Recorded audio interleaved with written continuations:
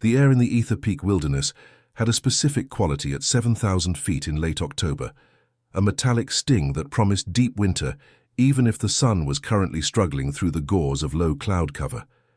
Ranger Caelan felt it bite through the thick wool of his standard-issue uniform as he navigated the treacherous off-trail slopes of the northern gully. This was the territory he knew better than his own cluttered cabin, the kind of terrain that chewed up the unprepared and swallowed their mistakes whole, leaving nothing but scattered bone fragments for the spring thaw. Caelan had been patrolling this specific high-altitude boundary for 19 years, long enough to recognize the subtle, almost imperceptible shifts in the environment. The precise moment a deadfall pine groaned under stress, the whisper of snow building up high on the jagged ridges, or the telltale scent of elk moving across the lower plateaus. His routine was a monotonous yet necessary ballet of vigilance, checking seismic monitors, maintaining hidden trail markers, and ensuring that no unauthorized incursions breached the core ecological zone, a restricted area explicitly defined to protect fragile alpine ecosystems and a few historically sensitive sites. It was this deep familiarity that instantly tripped the internal alarm bells when, approximately 3 miles past the designated termination of the Raven Spur Maintenance Trail, Caelan caught a scent that simply did not belong: wood smoke. Not the ephemeral, ghost-like trace of an old, abandoned fire pit being disturbed by a gust of wind, but the robust, sulphurous, almost sweet odor of fresh combustion. It was the unmistakable smell of green timber, fighting to catch a light, punctuated by the cleaner aroma of aged cedar, a fire that was not just recently extinguished, but actively, robustly burning. Caelan froze, dropping his hand instinctively to the handle of the sidearm holstered on his hip, a gesture born more of habit than immediate fear. He stood perfectly still, on the slick, shale-strewn slope, allowing the complex matrix of forest sounds to reassert themselves. There was the constant low roar of the wind, the distant rush of the Glacier Creek tributary, and the soft, crunching sound of his own breathing amplified in the cold air. But beneath it all, the smoke persisted, heavier now, carried by a micro-eddy current, snaking down from a secluded basin known locally and darkly as the Blind Spot, a depression so deep and shielded by towering granite slabs that GPS often struggled to penetrate it, and the sun only reached it fully for 3 hours a day. He knew with absolute certainty that no authorized person was supposed to be within miles of that location.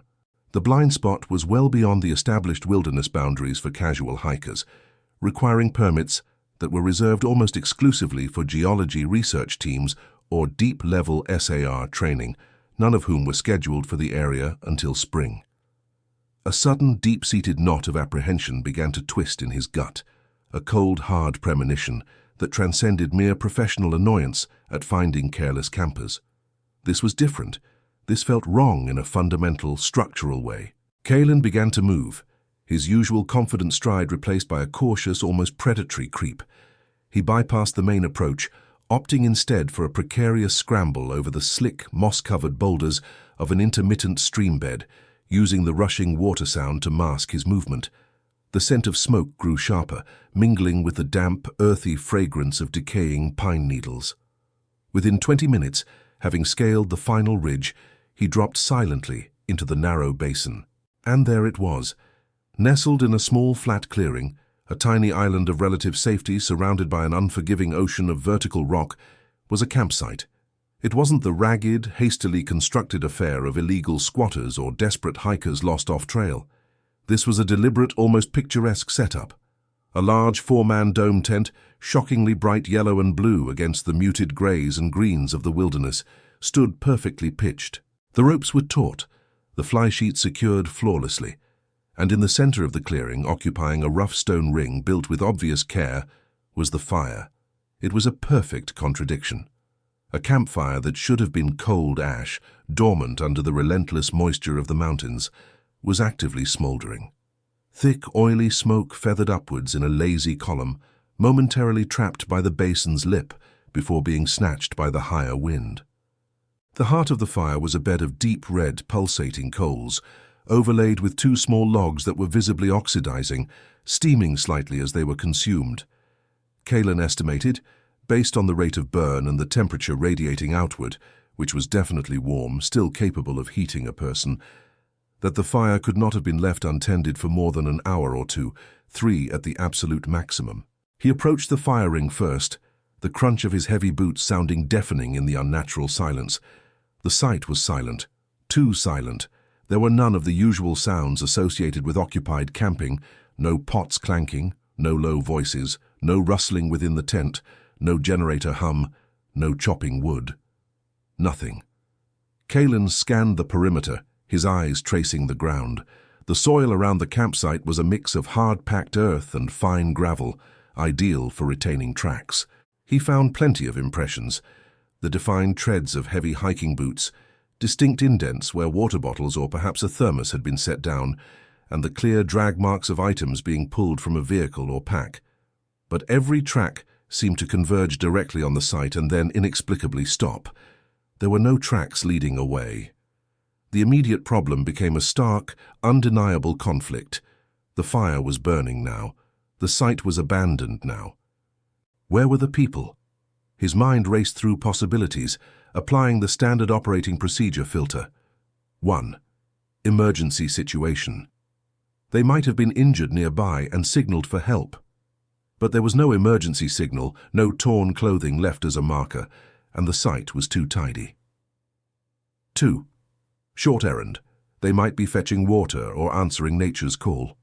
Unlikely to leave a fire blazing hot and unattended, and usually they'd leave a sign or some gear to denote temporary absence. 3. Sudden panic. They fled due to an unexpected threat, like a bear or cougar. But there were no signs of struggle, no claw marks on the tent, and the gear was too neatly arranged. The sheer orderliness of the abandonment was the most disturbing element. On a small folding camp table placed beside the tent zipper, a ceramic mug, standard brightly colored camping gear, sat half full. Kalen touched it tentatively. It was cold to the touch, the liquid inside long cooled, but the residue suggested it had been tea or coffee.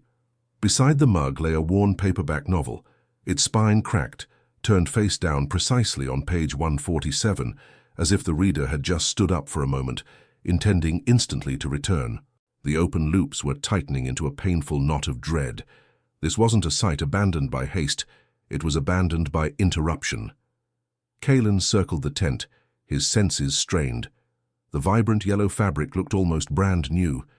He noticed a pair of high-quality hiking boots, leather, heavy-duty, expensive, placed neatly side by side just outside the tent flap, the laces undone but draped over the tongue. This was the detail that truly unnerved him. People who flee panic do not leave their heavy, supportive footwear in a tidy pair outside their shelter. They usually wear them or grab them immediately. He knelt down, careful not to disturb the ground unnecessarily, and reached for the tent zipper. It moved smoothly, a clean, modern coil zipper that felt stiff but uncompromised. He pulled it down just enough to create a 6-inch vertical gap and peered inside. The interior was equally unnerving in its stillness. 2 sleeping bags, brightly colored synthetic mummy bags, were unrolled and laid out side by side on sleeping mats, perfectly flat. They were not zipped up. They were open and inviting. Between them, near the center pole, was a scattering of items, a partially finished deck of cards, maybe 6 cards face up, frozen mid-game, a pair of jacks, a queen of hearts, indicating a pause in play, and a cheap plastic flashlight resting next to a neatly folded sweater. There were no signs of disarray, no struggle, no evidence of hasty evacuation. It looked like the inhabitants had stepped outside to watch the sunset, fully expecting to return to finish their game and climb into their warm bags. Kalen withdrew his head, zipping the tent back up slowly.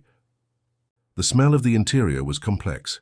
Standard synthetic tent material, clean mountain air, and a faint, almost sickly, sweet odor he couldn't quite place, maybe old damp wool or just the pervasive smell of stored fabrics. He pulled out his radio, the standard issue satellite communicator. The air was dead quiet save for the crackle of static. Ether Peak Base. This is Ranger Kalen, Sector 7, code Alpha 1. Do you copy? A pause, filled only by the wind. Base, this is Ranger Kalen. I have a situation in the Blind Spot Basin, unauthorized camp, currently abandoned.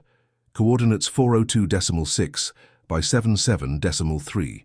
Repeat, active fire, no personnel visible. Requesting backup and immediate status check for any missing hikers reported in the last 24 hours. The radio remained silent, the high granite walls acting as a perfect barrier. He was entirely alone. He logged the incident manually in his heavy, waterproof patrol journal, noting the specific details. The yellow Eureka tent, the burning cedar, the half-full mug, the novel face down on page 147. This was, he recorded, a situation of high professional curiosity and low immediate threat, pending further investigation. He decided to wait, positioning himself on a high boulder overlooking the camp, ready to observe who or what returned. As he waited, the cold began to seep into him despite the physical exertion. His gaze drifted back over the camp, reviewing the minutiae of the scene for any missed clue. That's when he noticed the anomaly that fractured the entire timeline.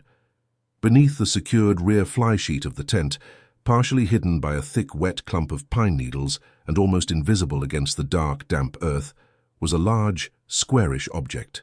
It looked like a storage container, but its dimensions and material were strange.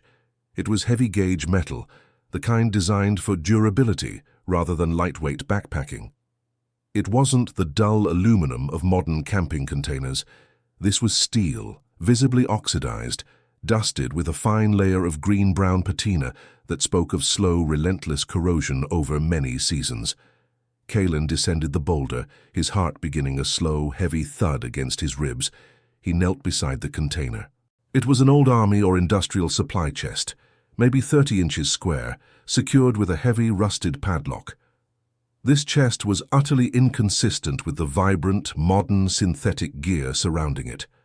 The tent was pristine. The boots looked only recently broken in. The fire was hot, but this chest looked like it had been sitting in this damp environment for decades. Driven by a terrible curiosity, Kalen retrieved a specialized prying tool from his pack, designed for emergency extraction or breaking open trail gates. The old lock resisted for only a moment before the rusted shackle groaned, snapped, and fell away. The heavy metal lid scraped loudly against the basin's silence as he lifted it.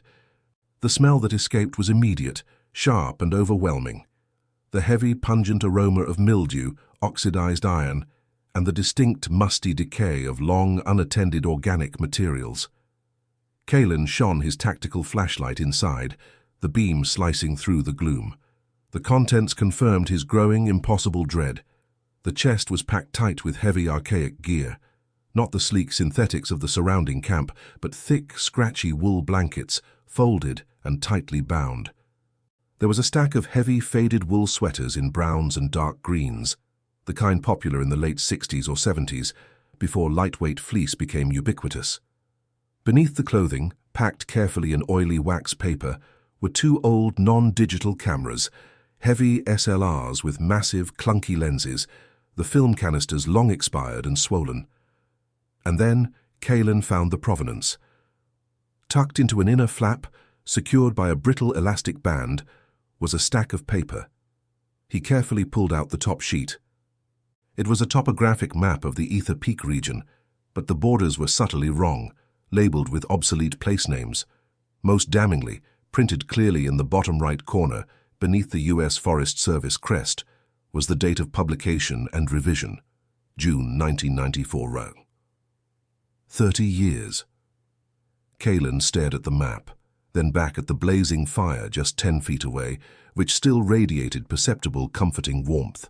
The yellow tent, the modern zipper, the almost new hiking boots, the half-full mug of coffee, the active, burning fire, they all suggested a group had been here, perhaps even preparing to settle down for the night, just hours ago. But the contents of the rusted chest, secured beneath the modern tent's flysheet, anchored the location to 3 decades prior. How could the camp simultaneously be 30 years old and have a fire that was actively burning in the present moment? The cold dread that had been a persistent ache in Kalen's stomach crystallized into pure, paralyzing horror. The people who abandoned the site, the people who owned the sleeping bags and the novel turned face down on page 147, were not missing for 24 hours. They had been gone since 1994. Yet their camp was immaculately preserved, almost untouched by time, appearing as fresh as yesterday, right down to the persistent, low heat of the campfire. Who or what had built that fire? If the group had vanished 3 decades ago, why was their gear so pristine, and why was the combustion happening now? He looked back at the hiking boots, still sitting neatly outside the tent flap. Were they the boots of the 1994 campers, or were they boots acquired 3 decades later? The detail of the still smouldering fire was not just a detail, it was a physical impossibility, a violation of thermodynamics and time itself. Kalin realized with sickening certainty that he was not investigating an abandoned camp. He was investigating a snapshot, a moment in time perfectly suspended, only to be violently reanimated by some unknown force. The campers hadn't just disappeared. They had been instantly surgically removed from their present, leaving everything behind, save for the passage of time itself, which had only now, moments before his arrival, chosen to resume its hold on the fire pit. The silence of the basin pressed down on him, amplifying the frantic rhythm of his own pulse. He was standing at the epicenter of a 30-year-old mystery, wrapped in the fresh smell of cedar smoke. This initial terrifying discovery only scratches the surface of the truth hidden in the blind spot. We need to identify the people who vanished, understand the nature of the immediate interruption, and determine exactly how a 1994 fire was kept alight until today.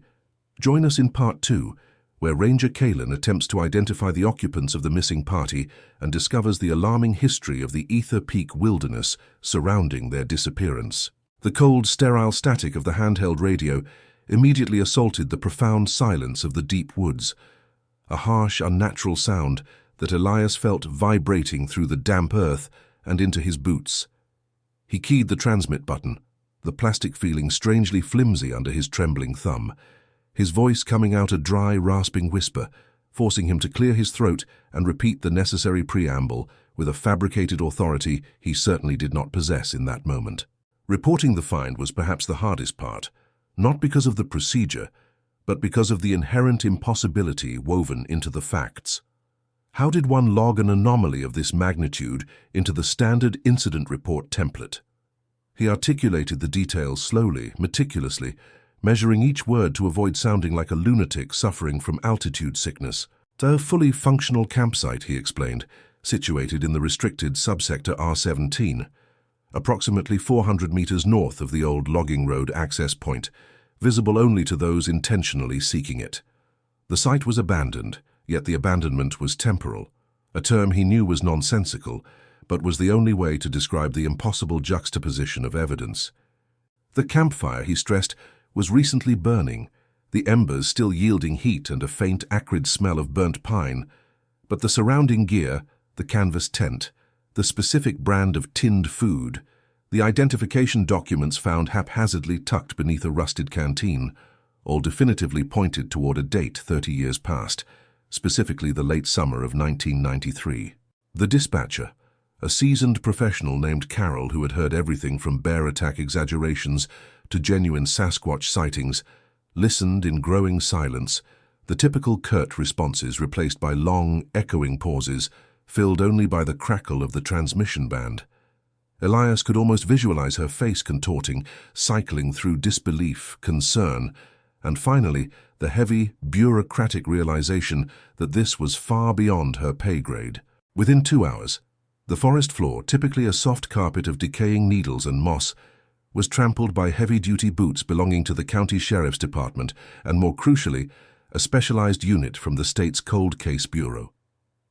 Elias was relegated to the perimeter, his original uniform now covered in a sterile white jumpsuit, watching as the quiet sanctuary he patrolled was systematically dissected by high-intensity floodlights and crime scene tape. The sheer scale of the response underscored the gravity of the finding. This was not merely an unsolved missing persons case anymore. It had become an archaeological paradox wrapped in a forensic nightmare. Leading the investigative contingent was Detective Marcus Miller, a man whose reputation preceded him, stoic, relentlessly logical, and possessing an almost hostile aversion to anything that deviated from empirical fact. Miller was instantly the antithesis of Elias. Where the ranger operated on intuition and observation of natural patterns, Miller demanded measurable proof and absolute timelines. Miller approached Elias, his gaze cold, running over the ranger's face as if searching for telltale signs of drug use or sleep deprivation. "Ranger Elias," Miller said, his voice flat, devoid of regional inflection, "let's walk through this again. You found a recently extinguished fire pit. We have verified the residual heat and the physical properties of the ash. It was doused within the last 72 hours, perhaps even less. Yet, every single item surrounding this pit, from the tent fabric to the serial numbers on the camping lanterns, screams 1993. I need you to explain in detail what you believe happened here before we start dealing with hoax theories." Elias recounted the entire sequence again. His narrative now filtered through the necessity of satisfying scientific skepticism. He emphasized the small, unnerving details, the open, half-melted bag of marshmallows next to the pit, perfectly preserved despite the 30 years of potential exposure. The state of the tent zipper slightly jammed, suggesting recent, not historical, use. The distinct lack of any animal scavenging evidence, which should have been abundant given the age of the site. Miller nodded slowly, but his eyes betrayed his disbelief, focusing instead on a specialist running a spectroscopic analysis on the soil immediately under the fire pit. The team was employing techniques typically reserved for deep archaeological digs or crash site investigations, searching for any disturbance that might indicate tampering or a modern overlay intended to deceive. The central conflict was rapidly crystallizing. The forensic evidence was bifurcated. The biological decay rates of the organic materials, leaves, canvas threads, insect nesting within the tent poles, overwhelmingly supported the 30-year timeline.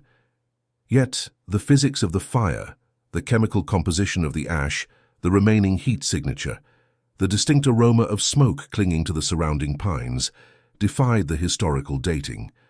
It was as if two distinct moments in time had been perfectly superimposed onto the same patch of forest floor, and the only common denominator was the immediate, total absence of the people who owned the camp. Inside the decaying canvas tent, the investigators proceeded with agonizing slowness.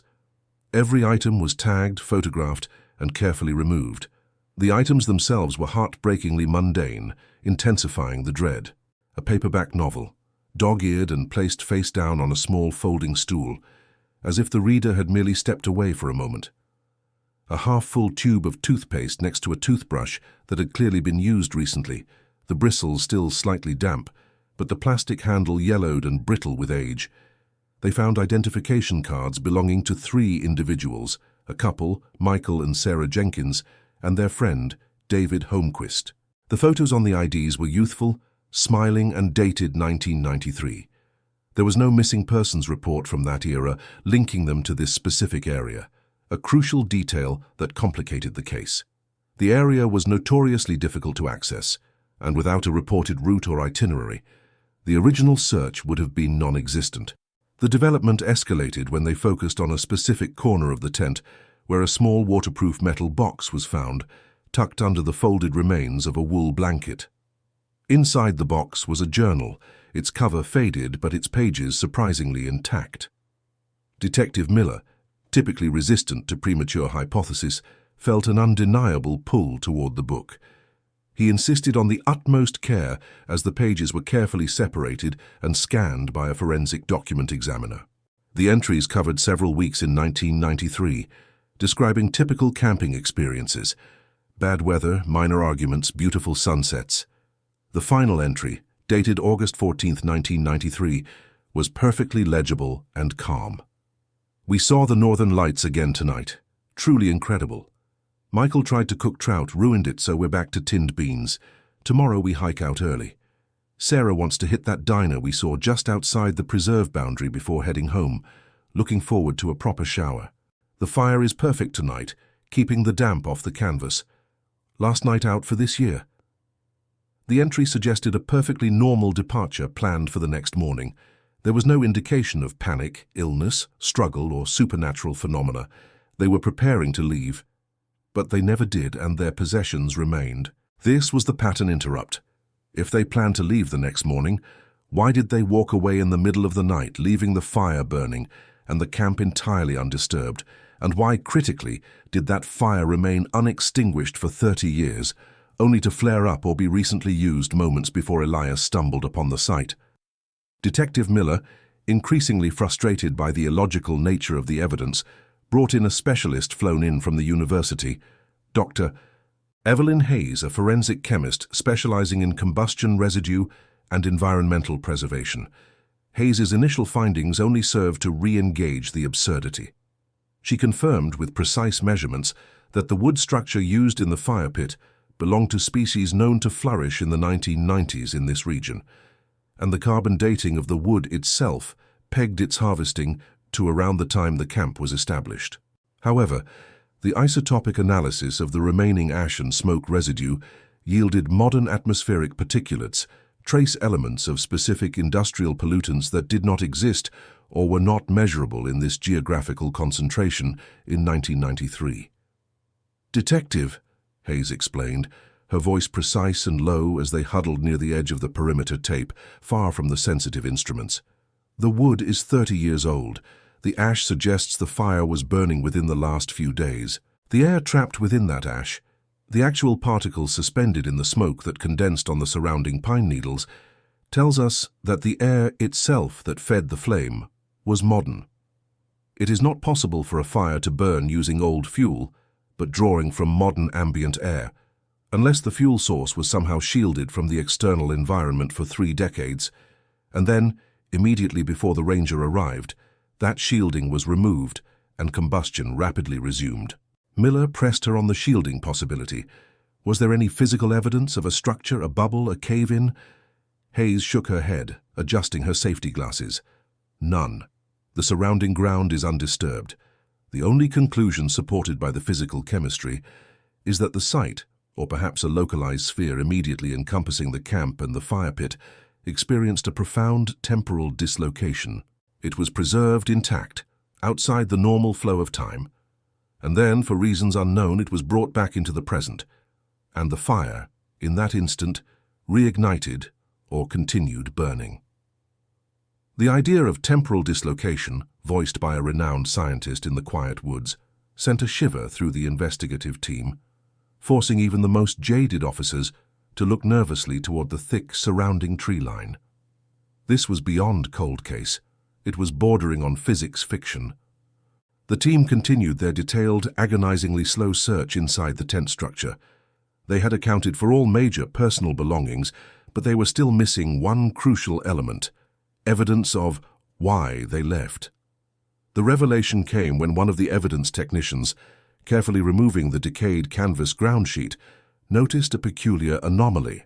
Tucked deep into the seam where the tent wall met the floor, where decades of debris had accumulated, was a small, tightly folded square of paper.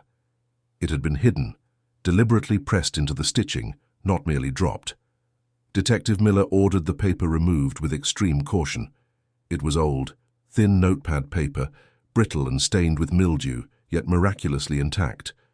The document examiner worked quickly, using specialized lighting and chemicals to stabilize the fragile surface. What was revealed was not a letter, not a map, and not a final farewell. It was a single, frantic message written in Sarah Jenkins' looping, elegant handwriting. The same handwriting that penned the calm, final journal entry, but this was manic, rushed, and filled with terrifying urgency. The ink was smeared in places, suggesting tears or sweat. The paper contained only 6 lines repeated over and over, written until the inkwell must have run dry or the writer had simply collapsed. "The light doesn't match the shadow. It's not time. The time is wrong. The clock is silent. The clock is silent. We must wait. We must wait. The trees remember. It's not time. The time is wrong." The last line was scrawled with such force that the pen point had torn the paper slightly. It was a fragment of pure, undiluted terror, completely at odds with the placid journal entry, penned just hours before their scheduled departure. Whatever happened between the writing of the journal and the frantic scrawl of this note, it was the trigger for their disappearance, and it revolved entirely around a distortion of time. Miller felt a cold wave wash over him, Recognizing the chilling implication, the campers weren't victims of a predator or accident. They were potentially victims of a shift in reality itself, and they had recognized the anomaly just before they vanished. The final escalation of the night came well after midnight, when the state police brought in specialized equipment, ground-penetrating radar, GPR, and advanced magnetometer arrays to scan the immediate vicinity for buried evidence or environmental disturbances. Miller was convinced that if the temporal anomaly was localized, it must be related to some underlying physical cause. The GPR technician, a young, nervous man named Kent, ran a scan directly over the area of the fire pit. The initial images were normal: bedrock, soil stratification, normal subterranean root systems. But on the third pass, Kent froze, pointing a shaking finger at the screen. Buried approximately 10 feet below the fire pit, spanning an area far larger than the campsite itself, was a massive non-geological anomaly. The shape was too defined, too perfectly rectangular and smooth to be natural rock. The density suggested metal, or something incredibly compressed and structured. Simultaneously, the magnetometer array, designed to measure minute fluctuations in the local magnetic field, started screaming an alarm. A steady, low-frequency electromagnetic pulse was emanating from the anomaly below, faint but persistent, a rhythmic thrumming that was interfering with the precision instruments. Whatever was buried under the fire pit, the very spot where the fire had burned for 30 years and then impossibly just stopped, was not natural. It was massive, technological, and perhaps the very source of the distortion that had swallowed the Jenkins family and David Holmquist 3 decades prior, returning only their possessions and a cryptic warning about the wrongness of time. The investigation had moved far beyond a missing persons case. It was now an inquiry into an unknown, buried technology that pulsed quietly beneath the earth, radiating something that defied the laws of physics and history. The silence of the forest, once comforting, now felt like the oppressive holding breath of a profound secret about to be unearthed. The perimeter was a sterile zone now, a bubble of forensic impossibility marked by yellow tape and the hushed, almost reverent movements of specialists who spoke in technical whispers, their faces etched with professional bewilderment. Ranger Hayes, now relegated to perimeter security and acting as the local expert on the terrain that had suddenly become alien, watched Dr. Aris Thorne, the lead physicist from the National Institute of Strange Phenomena, a title Hayes still found absurd, kneel beside the fire pit. Thorne was not frustrated, he was terrified. His movements were slow, meticulous, almost robotic, as if a sudden jerk might shatter the fragile temporal bubble sustaining the scene. Hayes heard his low murmur to Agent Davies, the lead FBI investigator, whose stoicism was beginning to crack around the edges of his eyes. "The thermal degradation is non-existent," Thorne reported, his voice tight. "We've analyzed the lignin structure in the remaining log. The cell walls show stress fractures consistent with sustained high-temperature combustion, the kind that would consume a log of this density in perhaps 6 hours, maybe 8, depending on moisture content. Yet look at the core. The charring is superficial. The residual heat signature even now is barely above ambient, but the isotopic decay markers, Agent Davies, they defy classification. It's as if the fire burned for 6 hours, then stopped, not cooled, but ceased, 30 years ago, only to have the atmospheric pressure around the combustion products equalize to the present day, just minutes before Ranger Hayes discovered it. Hayes stepped closer, involuntarily inhaling. The scent was the key horror, pine smoke sharp and clean, overlaid with the distinct, slightly metallic scent of mountain air from 1994. It was a smell that shouldn't exist outside of memory. Davies rubbed the back of his neck, the gesture revealing the deep fatigue that had settled over the investigation. "So you're saying, Dr. Thorne, that either time stopped here for 30 years, or the physical laws governing combustion were entirely rewritten?" "I am saying," Thorne corrected, standing slowly, brushing imaginary dust from his pristine jumpsuit, "that the fire is the least disturbing element. The tent, Agent Davies. The preservation of the tent interior borders on the supernatural. We found trace evidence of microbial activity on the tent canvas, standard for late summer high-elevation camping." But the interior, the half-peeled orange on the folding table, it has oxidized, certainly the flesh has darkened, but the physical structure is intact. It is dehydrated, not decayed. It is 30 years old, yet biologically it expired perhaps a week ago. The interior of the tent, a large, heavy-duty canvas structure of a model popular in the early 90s, had become the primary focus. Everything spoke of violent, instantaneous interruption, yet without any struggle or visible panic. The Blackwood family, or whatever group had occupied the camp, had simply vanished mid-routine. On the folding card table, illuminated now by high-intensity LED lamps that cast the scene in a cold, unforgiving light, sat a game of pinochle. 4 hands were dealt. 2 were face-up, 2 face-down. Hayes leaned over, observing the hand that was clearly laid out for the win. A royal flush in spades. A moment of absolute victory suspended for 30 years. They were enjoying themselves, Hayes murmured, the banality of the observation somehow more terrifying than any scream he might have expected. Davies pointed to the spot where one of the missing individuals, the 16-year-old daughter, based on the clothing found folded neatly beside the cot, would have been sitting. Beside her untouched hand of cards lay a Walkman. Thorne had successfully extracted the cassette tape. It was an album by Nirvana, dated 1993. "The batteries," Thorne interjected. "They are dead, of course, but the physical decay of the chemical components suggests they died simultaneously with the camp's cessation of time, whenever that was. No gradual decline." The deeper they delved, the more specific and disturbing the anomalies became. They had catalogued everything. The brand of bug spray, discontinued 1995. The exact run of the paperback novel Resting Face Down, a Stephen King book, Dolores Claiborne, published 1992, the bookmark resting precisely at page 147, mid-sentence, about the ominous sound of a cellar door closing. But the true escalation of the dread came not from what was there, but from what defied the initial inventory and the established logic of the scene. Underneath the sleeping bag of the presumed father, tucked deep into the dense compressed pine needles and soil, Hayes found something that should not have been there. It was small, roughly the size of a golf ball, and intensely black.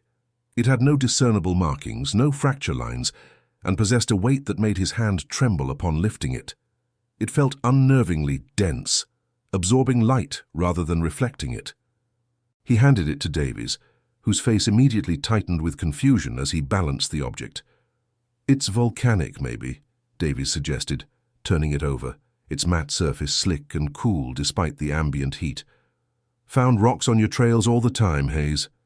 "Not like this," Hayes replied, his voice rough.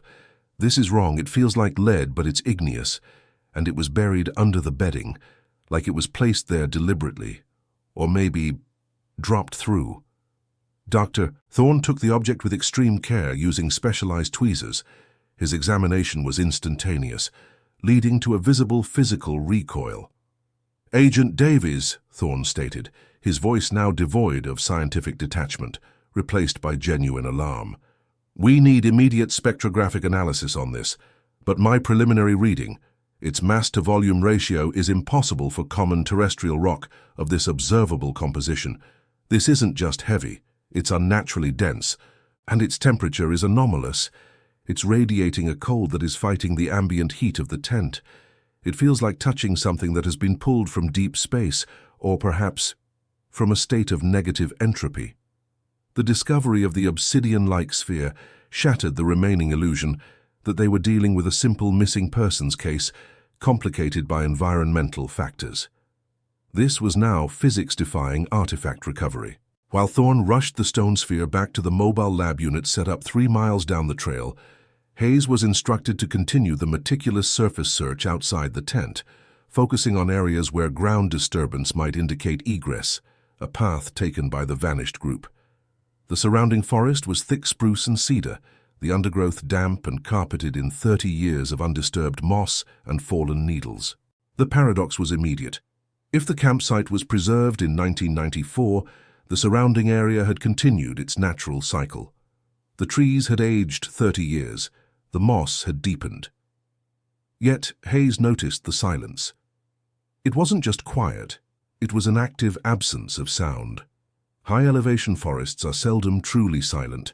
There should have been the buzzing of late-summer insects, the territorial calls of jays and nuthatches, the rustle of squirrels preparing for autumn.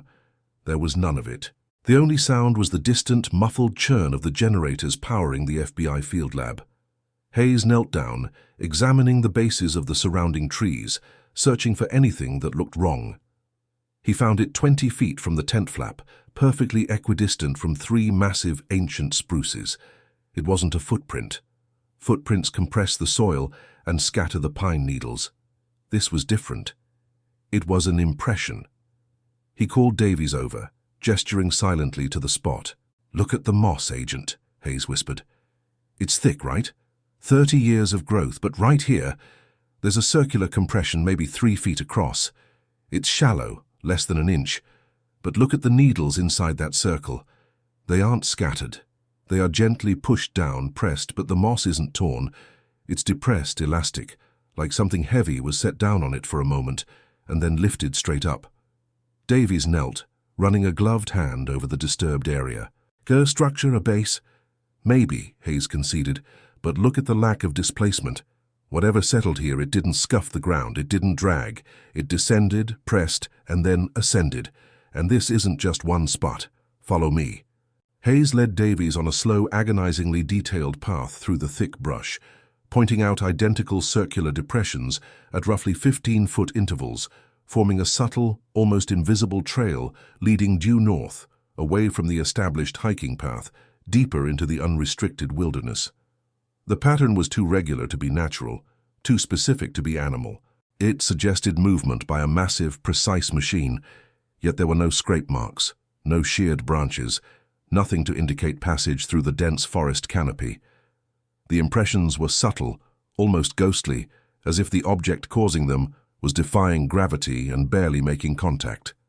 They followed this phantom trail for nearly half an hour, the silence of the forest growing heavier, pressuring Hayes's eardrums until he felt dizzy. The trail ended abruptly at the base of a sheer granite outcrop, a massive wall of rock, smooth and cold, rising several hundred feet. The last depression was right at the rock face, and leading away from it, there was nothing. No handholds, no scuffs, no further sign of passage. "They couldn't have climbed this," Davies stated, looking up at the seamless granite. "Not without equipment." "They didn't climb it," Hayes corrected, feeling a profound chill that had nothing to do with the mountain air. "They vanished here, or whatever took them, originated here." As they radioed back to Thorne about the strange impressions, a frantic burst of static followed by Thorne's voice, strained and high-pitched, cut through the oppressive silence. "Agent Davies, we have the initial analysis on the artifact, the rock. Stop whatever you are doing and return to the mobile lab immediately. Do not touch anything else." The urgency in Thorne's voice was unlike the calm scientific frustration they had witnessed earlier. Hayes and Davies exchanged a look, the gravity of the situation settling like lead in their stomachs. They knew intuitively that the obsidian sphere was the key, the disruptive element that explained the temporal anomaly. Rushing back to the camp, they found the scene slightly changed. 2 additional security personnel had arrived, armed and nervous, flanking the entrance to Thorne's secure processing unit. Thorne met them at the entrance, holding a printout in a white-knuckled grip. He was pale, his eyes wide and unfocused. "The composition is simple," Thorne began, dispensing with pleasantries. "It's primarily silicate, common earth material, but the isotope signature. Agent, this material is not 30 years old. We ran the tests 3 times. Carbon dating is useless here, so we used a series of radiogenic and cosmogenic nuclides. The results are consistent across the board." He slammed the printout onto a nearby table, his voice dropping to a whisper of disbelief.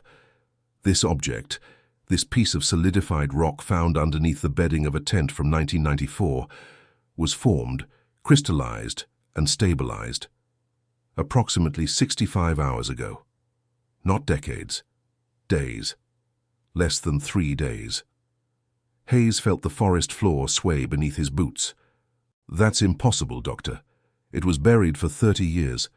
"Precisely, Ranger Hayes. It is a paradox that tears the fabric of our current understanding of geology and temporal physics. How can a naturally occurring terrestrial object, formed 70 hours ago, be found buried in a layer of soil that has been undisturbed since 1994? This material shouldn't exist in that context. It suggests localized matter generation, or far more terrifyingly, temporal displacement, not just of the camp but of physical matter, into the past. Davies finally broke his composure, running a hand through his hair roughly. Meaning what, Thorne? That they didn't just vanish? That something was put there retroactively? Meaning, Thorne breathed out, leaning heavily on the table, that the timeline is not just paused, it's being actively rewritten or manipulated. And there's one more thing that contradicts every single principle of forensic science I have ever encountered. Thorne opened a secured, vacuum-sealed container on the lab bench. Inside, resting on a field of white foam, was the book.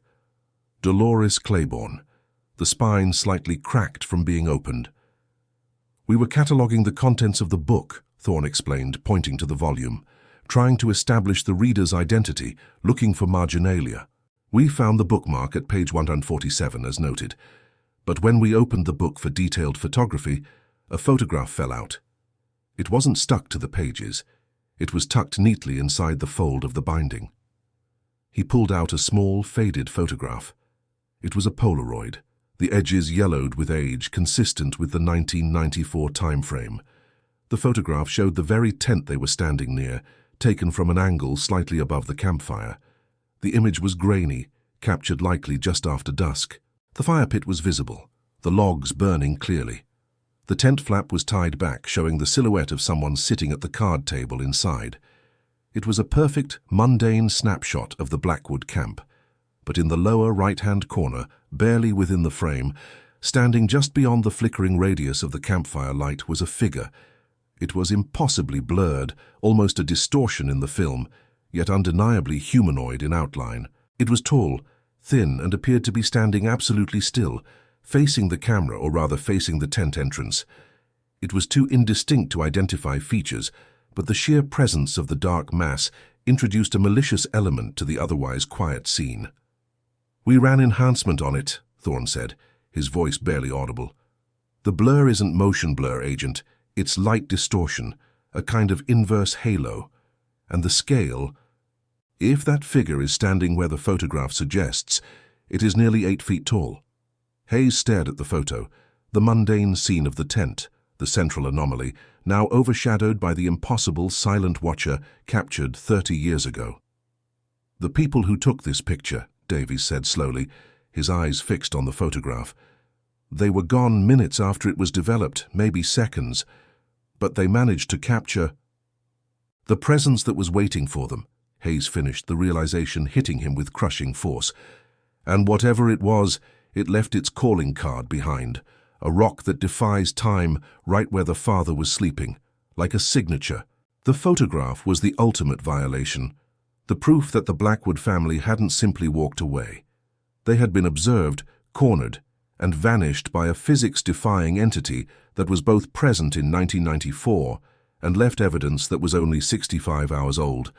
The open loops of the case were twisting into a single, terrifying knot, suggesting that the event wasn't a historical mystery, but a temporally active, ongoing threat. And they were standing right in the middle of the place, where time had decided to break. The escalating tension demanded immediate action, a confrontation with the impossible implications of the black rock and the spectral witness in the photo. The climax was inevitable, and likely terrifyingly immediate. The stillness inside Tent Site 12 was not merely the absence of sound. It was the compression of 30 years of atmospheric pressure into a suffocating, unnatural vacuum. Elias Kyle, his head throbbing with a rhythm that felt entirely external, found the object pinned beneath the sleeping bag, where the initial search had faltered. It was small, encased in a waterproof, heat-sealed pouch, heavy with obsolete technology. A specialized industrial-grade microcassette recorder, the kind used by researchers in harsh environments during the early 90s, designed to log environmental shifts and voice notes. It was cold to the touch, impossibly heavy and perfectly intact. Elias carefully unzipped the pouch, the sound of the old zipper a terrible ripping noise in the silence. His fingers, guided by pure, focused dread, located the playback button.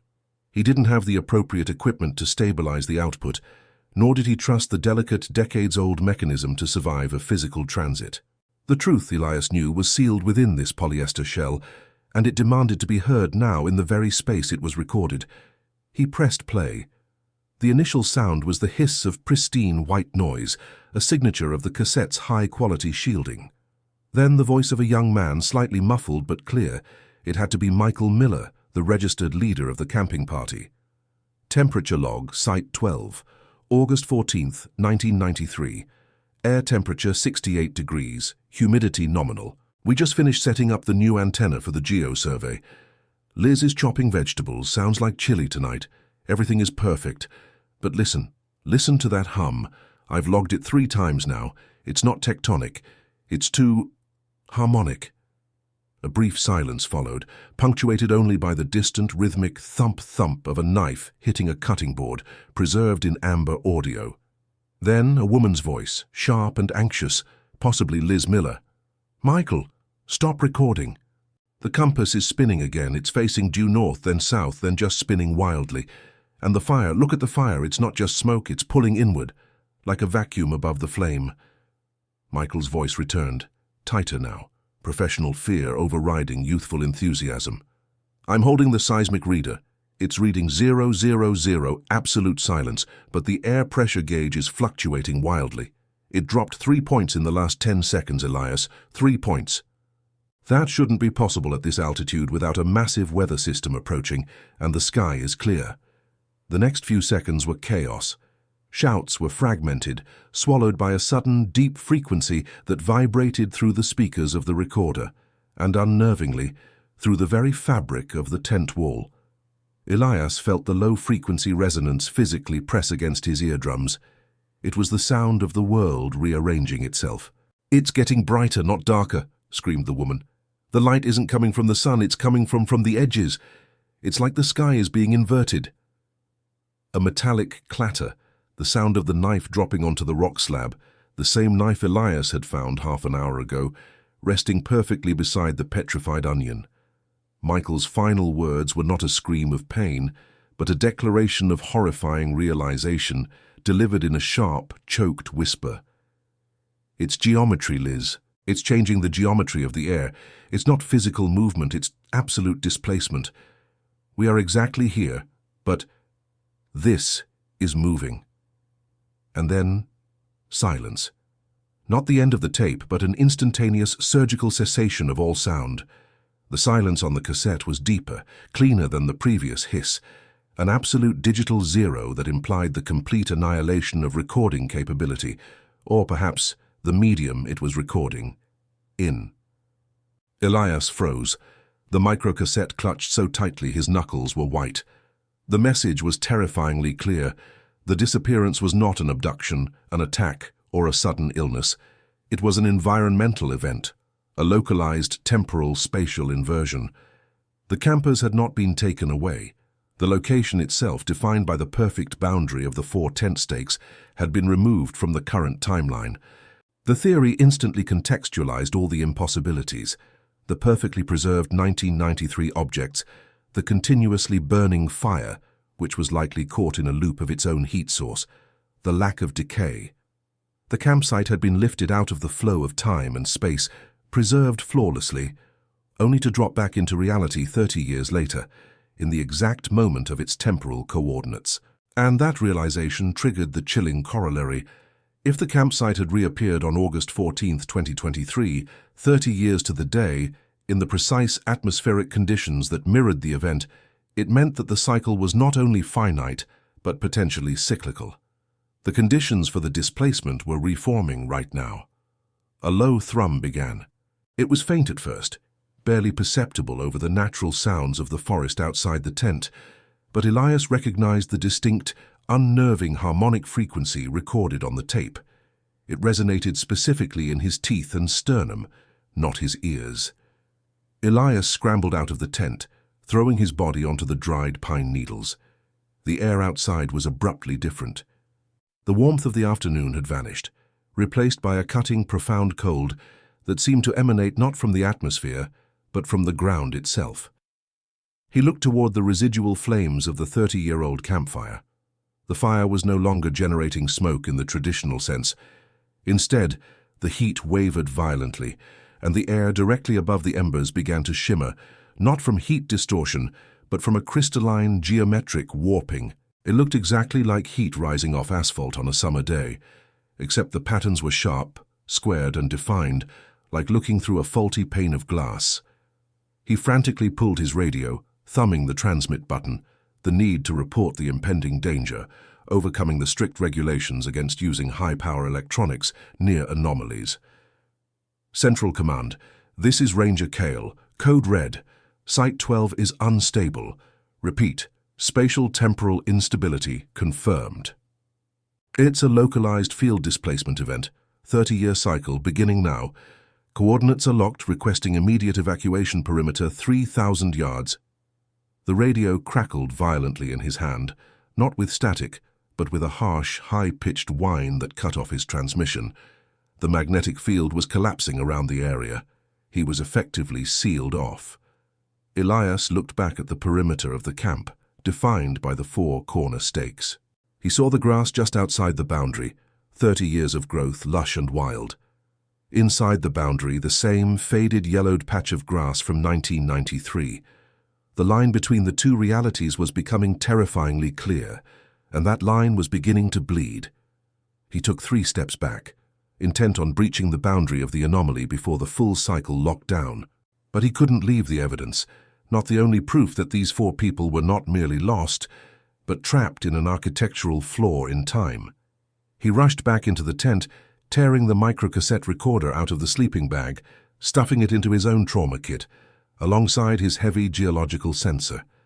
As he moved, the light inside the tent shifted. It was the unnatural, shadowless light described on the tape, bright, pervasive, and utterly disorienting, washing out all color until the world was rendered in sharp, high-contrast monochrome. The low thrumming intensified, reaching the level of physical pain. Elias realized he was running out of time. The geometry was changing. He looked down at the geological sensor in his hand. The device, designed to detect subtle shifts in the Earth's crust, was now displaying impossible numbers. The core temperature readings fluctuated wildly between absolute 0 and hundreds of degrees Kelvin, all within the span of a single second. The spatial coordinates were no longer reporting latitude and longitude. They were reporting depth, a depth that increased exponentially. Elias stared, horrified, at the readout. Depth, 5,000 meters, 10,000 meters, 20,000 meters. The campsite wasn't sinking. It was being folded into the fabric of space, compressed into an impossible singularity of time. He stumbled back toward the open flap of the tent. Outside, the air above the campfire was no longer shimmering. It was solidifying into a perfect, massive cube of black, refractive glass. The black cube was growing, radiating outward from the original campfire point, expanding in perfect 90-degree angles, consuming the pine needles and the small rocks of the campsite. It moved without sound, without friction, simply replacing reality with impossible form. Elias scrambled to the edge of the tent boundary, his hand resting on the metal stake driven into the earth in 1993. He could escape now, jump the line, and leave the anomaly to collapse upon itself. The duty of a ranger, however, demanded the recovery of the lost. He looked back at the 4 perfectly preserved sleeping bags, the remnants of the meal, the memory of 4 lives instantly frozen. Then he saw movement outside the anomaly boundary, in the modern forest. 4 figures. They stood motionless, approximately 20 feet away, partially obscured by the lush modern undergrowth. They were blurry, flickering, like an old television signal struggling to maintain coherence. They wore the faded, period-specific clothing Elias had seen in the identification photos. Hiking boots, thick flannel shirts, bright 90s outerwear. Michael Miller, Liz Miller, and their 2 companions. They were staring directly at Elias, their faces devoid of expression, their bodies slightly elongated and distorted, as if seen through rising water. They were not spectral ghosts.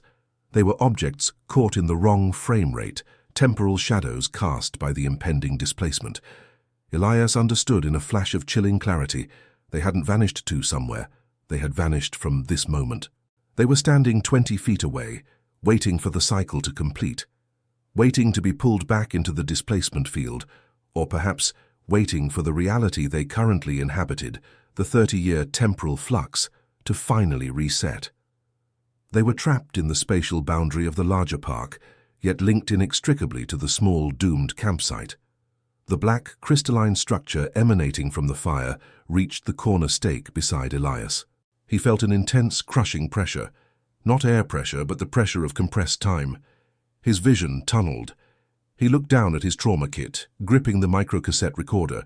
He had the proof. He had the sound of the world tearing. But if he ran, the evidence might be discarded as a hoax, and the four figures caught in the temporal flux would remain lost forever, their existence denied by physics. Elias made his choice. He yanked the metal stake out of the ground, the sound a horrifying, screeching tear that sounded louder than any thunder. He threw the stake outside the boundary into the modern forest. By removing the boundary marker, he was attempting to dissolve the defined edge of the anomaly, to either collapse the field immediately or, impossibly, to draw the four figures back into coherence.